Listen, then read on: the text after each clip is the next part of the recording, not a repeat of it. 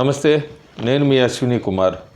దాదాపు భారతీయులందరూ 500 సంవత్సరాల నుంచి ఎదురు చూస్తున్న కళ నెరవేరిన రోజు అయోధ్యలో ఈరోజు చాలా అద్భుతంగా జరిగింది బాలరాముని ప్రాణ ప్రతిష్ఠ కార్యక్రమం. సో భారతీయులందరికీ కూడా ఒక బాగా గుర్తుండిపోయే సంతోషకరమైన వార్త కూడా ఈరోజు మిగతా రాష్ట్రాల గురించి సర్వేలు చెప్తున్నట్టుగానే తెలంగాణ గురించి కూడా ఒక నెల రోజుల కిందట తెలంగాణలో తాజా సర్వేను ఒక ఐటెం పెట్టాను.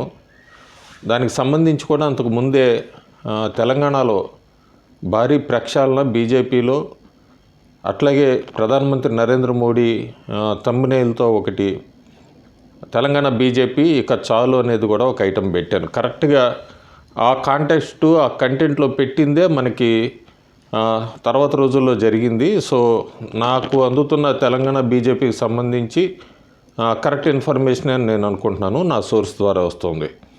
ఇక తెలంగాణ బీజేపీలో ఏం జరుగుతుంది, చాలా రోజుల నుంచి మనం కాంగ్రెస్ అధికారంలోకి వచ్చాక తెలంగాణ బీజేపీ గురించి వస్తున్న వార్తలన్నీ కూడా తగ్గుతున్నాయి. అక్కడ లోపల ఏం జరుగుతుంది, పార్టీలో అంతర్గతంగా ఏం జరుగుతుంది అనేది అసలు బయట కూడా ఎవరికి తెలియనివ్వట్లేదు. ఆల్మోస్ట్ కూడా మీడియా కవరేజ్ అనే కాకుండా లోపల పార్టీకి సంబంధించిన విషయాలు కూడా ఎక్కడ బయటకు కూడా రానికుండా జాగ్రత్త పడుతుంది తెలంగాణ బీజేపీ.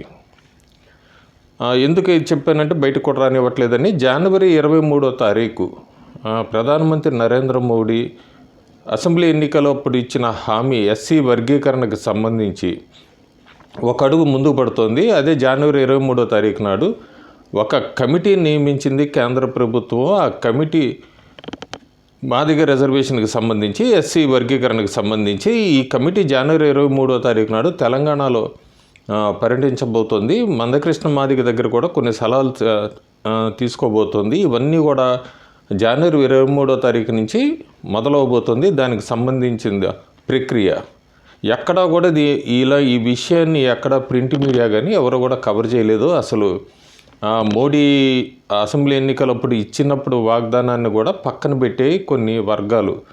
కాకపోతే మోడీ మాత్రం మోడీ గ్యారంటీ అన్నట్టుగానే ప్రజలకు ఎంత నమ్మకం ఉంటుంది, ఆ నమ్మకాన్నే ముందుకు తీసుకెళ్తూ కూడా ఆ హామీకి సంబంధించి జనవరి 23వ తారీఖు ఒక కమిటీ, ఒక 5 సభ్యులతో కూడిన కమిటీ వాళ్ళందరూ కూడా మందకృష్ణ మాదిగ దగ్గర కొన్ని అభిప్రాయాలు తీసుకుంటానికి కూడా తెలంగాణ వస్తున్నట్టుగా తెలుస్తుంది.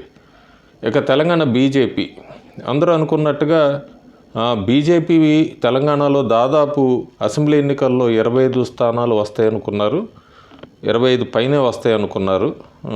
ప్రజాధ్వని లాంటి సర్వే ఒకటి పార్టీకి చేసింది, వాళ్ళు కూడా 30 స్థానాల పైన కూడా అని ఇచ్చారు. దాదాపు ఆ స్థానాలు రానందుకు బీజేపీ కార్యకర్తలు అయితే నాయకులు అందరూ కూడా నిరుత్సాహపడి ఉండొచ్చు. కానీ 8 స్థానాలు అసెంబ్లీ గెలుచుకోగలిగింది. ఉమ్మడి ఆంధ్రప్రదేశ్ కానీ తెలంగాణ ఏర్పడ్డాక కానీ బీజేపీ అద్భుతమైన ప్రదర్శననే చెప్పచ్చు. ఎప్పుడు కూడా అన్ని స్థానాలు గెలుచుకుంది లేదు, అంత ఓట్ షేర్ వచ్చింది కూడా లేదు. కాకపోతే 8 స్థానాల్లో గెలుచుకుంది, 19 స్థానాల్లో రెండో స్థానంలో నిలిచింది. ఆ క్యాలిక్యులేషన్ దగ్గర ఏమన్నా మిస్ అయి ఉండొచ్చు. దాదాపు సర్వే ఏజెన్సీస్ ఎప్పుడైనా చేసినప్పుడు 2 నుంచి 3% ఎర్రర్స్ వస్తూ ఉంటాయి. సో దానివల్ల ఏదైనా కూడా తెలంగాణ బీజేపీ అయితే 8 స్థానాలు అయితే ఒకవైపు చూస్తే నాణానికి అద్భుతమైన ప్రదర్శనే, ఇంకోవైపు చూస్తే కనుక అనుకున్న టార్గెట్ 25 స్థానాలు రాలేదు. కాబట్టి కార్యకర్తలు కూడా బాగా నిరుత్సాహపడ్డారు. అయితే ఈ ఫీడ్బ్యాక్ అంతా తీసుకున్నాక నేను గతంలో చెప్పినట్టుగానే కేంద్ర నాయకత్వం తెలంగాణ మీద పూర్తి ఫోకస్ పెట్టింది. తెలంగాణలో ముఖ్యంగా అమిత్ షా తెలంగాణని ఇన్ఛార్జ్ కింద తీసుకున్నారు. అమిత్ షా తెలంగాణ వచ్చి వెళ్తూనే ఉంటానని చెప్పారు. 23 డిసెంబర్ 28వ తారీఖు నాడు తెలంగాణకు వచ్చినప్పుడు ఆఫీస్ బేరర్స్తో అలాగే ఒక మీటింగ్ జరిగినప్పుడు ఆ మీటింగ్లో మీరు ఎందుకు ఇన్నిసార్లు తెలంగాణకు వస్తున్నారంటే, తెలంగాణలో బీజేపీ ప్రభుత్వం ఏర్పడేంత వరకు కూడా నేను తెలంగాణ వస్తూనే ఉంటానని చెప్పి ఆయన కరాఖండిగా చెప్పారు. దానికి తగ్గట్టుగానే భారీ ప్రక్షాళనని నేను చెప్పినట్టుగానే పార్టీలో కూడా భారీ ప్రక్షాళన జరుగుతోంది. దాదాపు 12 జిల్లాల్లో అధ్యక్షులను మార్చారు. అంతేకాకుండా మండలానికి సంబంధించి కూడా గ్రామ స్థాయి నుంచి కూడా మొత్తం బూత్ కమిటీలు చాలా చోట్ల లేవు, కొన్ని జిల్లాల్లో అవన్నీ కూడా వేసుకుంటూ వస్తుంది తెలంగాణ బీజేపీ. ఈ డైరెక్షన్ అంతా కూడా అమిత్ షా చేస్తున్నారు. అట్లాగే సునీల్ బన్సాల్ని కూడా తప్పించారు. చంద్రశేఖర్ అని చెప్పి రాజస్థాన్కి పనిచేసిన వ్యక్తిని ఆయన తీసుకొని వచ్చి తెలంగాణలో సునీల్ బన్సాల్ స్థానంలో నియమించారు. దక్షిణాదిన ఇప్పటివరకు బీజేపీ అత్యధికంగా సాధించిన స్థానాలు 29. ఈసారి టార్గెట్ 50 అన్నారు. టార్గెట్ 50 అనగానే ఏమవుతుందంటే బీజేపీ క్యాడర్లో 50 స్థానాలు గెలవబోతున్నట్టుగానే, 50 స్థానాలు గెలవబోతున్నట్టు కాదు, ఈ 50 స్థానాలు టార్గెట్ పెట్టుకుంటే దరిదాపు అక్కడికి రావడానికి టార్గెట్ అనేది ఒకటి పెట్టుకుంటుంది ఎప్పుడు ఢిల్లీ నాయకత్వం. సో ప్రస్తుతానికి దక్షిణాదిన 50 స్థానాలు, 50 స్థానాల్లో వాళ్ళు సుమారుగా అంచనా వేసుకుంది. కర్ణాటకలో 22 నుంచి 25 స్థానాలు, తమిళనాడులో 7 నుంచి 10, అలాగే తెలంగాణలో కూడా 10 స్థానాలు ఇక వేసుకొని ఇంకా పుదుచ్చేరి, కేరళ ఇవన్నీ కూడా మొత్తానికి 50 స్థానాలు గెలవాలనే ఒక వ్యూహంతోనే ముందుకెళ్తుంది బీజేపీ నాయకత్వం. అందులో తెలంగాణకి ఇచ్చిన టార్గెట్ 10 స్థానాలు. ఈ 10 స్థానాల్లో కూడా 17 స్థానాలు ఉన్న తెలంగాణలో 10 స్థానాల్లో ఎట్లా ముందుకెళ్ళాలి ఏంటి అనేది ఒక రూట్ మ్యాప్ ఎప్పుడు ఇస్తూ ఉంటారు. ఆ రూట్ మ్యాప్ అనేది క్యాడర్కి తెలియదు కానీ నాయకులకు మాత్రం తెలుసు తెలంగాణకు సంబంధించింది. ఉదాహరణకి ఇప్పటికే భారత వికసిత్ సంకల్ప యాత్ర 9,000 గ్రామాల్లో పర్యటించింది, పూర్తయింది కూడా. సో దానికి సంబంధించి కూడా పూర్తిగా ఎక్కడ కూడా ఇన్ఫర్మేషన్ ఉండదు, గ్రౌండ్ లెవెల్లో క్యాడర్ అంతా కూడా తీసుకెళ్ళిపోయారు. 9,000 గ్రామాల్లో పూర్తి చేసింది. అంతేకాకుండా ఫిబ్రవరి 5 నుంచి 14 వరకు రథయాత్రలు అంటూ కూడా జనాల్లోకి వెళ్ళబోతోంది బీజేపీ. కేంద్ర ప్రభుత్వం ఏం చేసింది, ఏం చేయబోతోంది, గిరిజనులకి మొత్తం అందరికీ ఏ రకంగా వాళ్ళ స్కీమ్స్ ముందుకు తీసుకెళ్ళింది ఇప్పటివరకు కూడా, రాబోయే రోజులు ఏం చేయబోతోంది, మోడీ గ్యారంటీ అంటే ఏంటి, తెలంగాణకి ఏమి ఇచ్చింది, తెలంగాణకి ఇచ్చిన హామీలు ఎప్పటివరకు ఏం పూర్తి చేసింది, ఇవన్నీ అంటూ కూడా ఫిబ్రవరి 5 నుంచి 14 దాకా రథయాత్రలు అని చెప్పి కంటిన్యూ ప్రోగ్రాం పెట్టుకుంది. అంతేకాకుండా అందరికీ తెలిసిన విషయం 17 పార్లమెంటరీ నియోజకవర్గాలకు సంబంధించి 5 క్లస్టర్ల కింద విభజించారు. 5 క్లస్టర్లకు కూడా 3 జిల్లాలకి కలిపి అన్నదిగా ఒక పార్లమెంట్ నియోజకవర్గంలో 5 క్లస్టర్లో కూడా ఎవరెవరు ఇన్ఛార్జీలు అన్నట్టు, ఉదాహరణకి సికింద్రాబాద్ అంటే లక్ష్మణ్, ఇట్లా వీళ్ళందరికీ కూడా కొన్ని బాధ్యతలు అప్పగిచ్చారు, హైదరాబాద్ రాజాసింగ్కి ఇట్లా. సో దీన్ని బట్టి అర్థమవుతుంది తెలంగాణ బీజేపీ మీద పూర్తి ఫోకస్ పెట్టారని. అంతేకాకుండా కిషన్ రెడ్డికి తెలంగాణ బీజేపీ అధ్యక్షుల్లో మార్పులు ఉండవు అని కూడా నేను ముందే చెప్పాను గతంలోనే. ఇప్పుడు కూడా తెలంగాణ బీజేపీ అధ్యక్షులు అయితే మార్పు ఉండదు. అంతేకాకుండా కిషన్ రెడ్డికి పూర్తి అధికారాలు ఇచ్చేసింది ఢిల్లీ నాయకత్వం.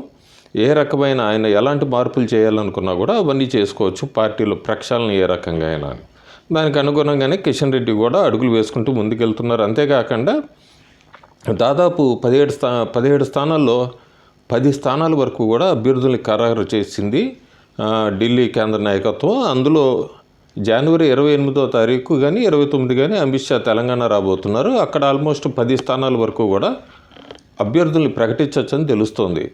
ఎందుకంటే గతంలో అసెంబ్లీ ఎన్నికల్లో అభ్యర్థుల్ని ప్రకటించడం ఆలస్యమైంది కాబట్టి అది కూడా స్థానాలు దక్కడానికి ఒక తక్కువ అవటానికి కూడా ఒక కారణం అయి ఉంటుందని చెప్పి కార్యకర్తలు ఇచ్చిన ఫీడ్బ్యాక్ని ఢిల్లీ నాయకత్వం కన్సిడరేషన్లోకి తీసుకొని ఈసారి అభ్యర్థుల్ని ముందే ప్రకటించాలనుకుంటుంది. సో జనవరి 28 కానీ 29 కానీ 10 స్థానాలు ఏకగ్రీవంగా ఆల్మోస్ట్ ఎవరు కూడా రేసులో లేని లేదా అప్లై చేయని 10 నియోజకవర్గాలకి మాత్రం అభ్యర్థులను ప్రకటించబోతున్నట్టుగా తెలుస్తుంది. కాంగ్రెస్ పార్టీ కూడా లోక్సభకి ఎన్నికలకు సంబంధించి జనవరి నెలాఖరు నుంచే ప్రచారం మొదలు పెట్టబోతుంది. అయితే బీజేపీ ఒక అడుగు ముందుకేసి ముందు నుంచే ఈ జనవరి నెలాఖరు కానీ ఫిబ్రవరి మొదటి వారంలో కానీ ప్రధానమంత్రి నరేంద్ర మోడీ ఆదిలాబాద్ నుంచి ఆయన ప్రచార సభ మొదలు పెడతారు లోక్సభ ఎన్నికలకు సంబంధించి. అమిత్ షా, జేపీ నడ్డా, ప్రధానమంత్రి నరేంద్ర మోడీ వీళ్ళందరూ కూడా భారీ సభలు ఉండబోతున్నాయి తెలంగాణలో. దానికి తగ్గట్టే మిగతా రాష్ట్రాల ముఖ్యమంత్రులు వీళ్ళందరూ కూడా యాడన్ అవుతారు ఈ ప్రచార సభలకి. ఇంకా ముఖ్యంగా ఇక్కడ తెలంగాణలో జరుగుతుంది ఏంటంటే కొన్ని పేర్లు మాత్రం గతంలో వినబడినవన్నీ కూడా వినబడట్లేదు, కొత్త పేర్లు తెర మీదకి వచ్చేట్టు తెలుస్తుంది. ఆ అభ్యర్థులంతా కూడా మళ్ళీ సోషల్ జస్టిస్ కాంబినేషన్తోనే వాళ్ళందరితోనే ముందుకెళ్ళబోతున్నట్టుగా తెలుస్తుంది బీజేపీ నాయకత్వం. ఉదాహరణకు వరంగల్, నాగర్ కర్నూలు, మహబూబాబాద్ ఇలాంటివి తీసుకుంటే మాత్రం పెద్దపల్లి ఇట్లాంటి నియోజకవర్గాల్లో కొత్త ఫేసులు రావచ్చని తెలుస్తుంది.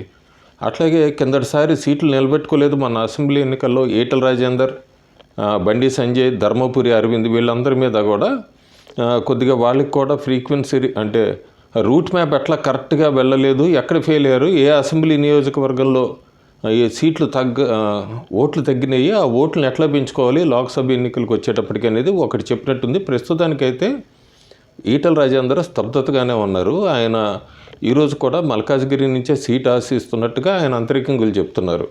కానీ ఎక్కడా కూడా ఢిల్లీ బీజేపీకి నాయకత్వం మాత్రం ఎక్కడ గ్రీన్ సిగ్నల్ ఇచ్చినట్టుగా లేదు. ఈసారి పార్లమెంట్ ఎన్నికలకు వచ్చినప్పుడు మాత్రం జహీరాబాద్ సీటు మీద మల్కాజ్గిరి సీటు గురించి చాలామంది ఆశావాహులు ఉన్నారు మొట్టమొదటిసారి బీజేపీలో. ఎందుకంటే జహీరాబాద్ స్థానాన్ని ఖచ్చితంగా గెలుస్తుందని బీజేపీ తన సర్వేలో వచ్చింది రిపోర్ట్ అని, దానికి అనుగుణంగానే కూడా నాయకులందరూ కూడా ఇప్పుడు చాలామంది ఆశావాహులు జహీరాబాద్ స్థానం గురించి పోటీ పడుతున్నారు. అట్లాగే మల్కాజ్గిరిలో ఈటల రాజేందర్, మురళీధర్ రావు కాకుండా ఇంకో 3-4 ఆస్పిరెంట్స్ కూడా ఉన్నట్టుగా తెలుస్తుంది. సో ఈ కొన్ని స్థానాలు అయితే ఇంకా ఫైనలైజ్ అవ్వలేదు. ఆ 10 స్థానాల వరకు ఏకగ్రీవం వచ్చినవి మాత్రం ఈ నెలాఖరికి ఫైనలైజ్ అవ్వచ్చని తెలుస్తుంది. ఏదైనా కూడా తెలంగాణ బీజేపీలో చాలా మార్పులు జరిగినాయి. అసెంబ్లీ ఎన్నికలకి, పార్లమెంట్ ఎన్నికలకి మధ్యలో జిల్లాల అధ్యక్షులను మార్చడం, క్లస్టర్ల కింద ఏర్పడడం, ఆ క్లస్టర్లకి ఇన్ఛార్జీలను పెట్టడం, తెలంగాణ బీజేపీ అధ్యక్షుడికి ఫుల్ పవర్స్ ఇవ్వటం, వికసిత్ సంకల్ప యాత్ర పేరుతో 9,000 గ్రామాలని కవర్ చేయటము, ఇన్ఛార్జీలను మార్చటము, అంతేకాకుండా రథయాత్రల పేరుతో ఫిబ్రవరి 5 నుంచి 14 వరకు జనాల్లోకి వెళ్ళబోవటము, అట్లాగే మోడీ, అమిత్ షా, నడ్డా వీళ్ళందరూ కూడా బహిరంగ సభలు, ఒక మూడు బహిరంగ సభలు ఒక్కొక్కళ్ళు కూడా తెలంగాణలో బహిరంగ సభలకు హాజరవకపోవటం, ఇవన్నీ కూడా కొత్తగా ఒక టార్గెట్ 10 అన్న దాని మీద ముందుకెళ్తున్నట్టుగా తెలుస్తుంది. అయితే నాకు అంతర్గతంగా అందిన సర్వే రిపోర్ట్స్ కానీ వీటి ప్రకారం చూసుకుంటే ప్రస్తుతానికి తెలంగాణలో బీజేపీ మాత్రం ఒక 5 నుంచి 7 స్థానాల మధ్య గెలవచ్చని తెలుస్తుంది. మరి ఆ 10 స్థానాలకి ఎట్లా వెళ్తారు, రాబోయే రోజుల్లో క్యాండిడేట్లు అనౌన్స్ చేశాక మళ్ళీ చూడాలి, మరి ఏమైనా మార్పులు చేర్పులు ఉంటాయేమో. యాజ్ ఆఫ్ టుడే తెలంగాణ తాజా సర్వే అని కూడా ఒకటి పెట్టాను నేను. నాకు తెలిసినంత వరకు కూడా బీజేపీ ఈ రోజు వరకు అయితే మాత్రం 5 స్థానాల పైన అయితే ఖచ్చితంగా గెలుస్తుంది. కానీ 7 వరకు ఆగిపోతుంది అనేది నా పర్సనల్ అంచనా. Thank you.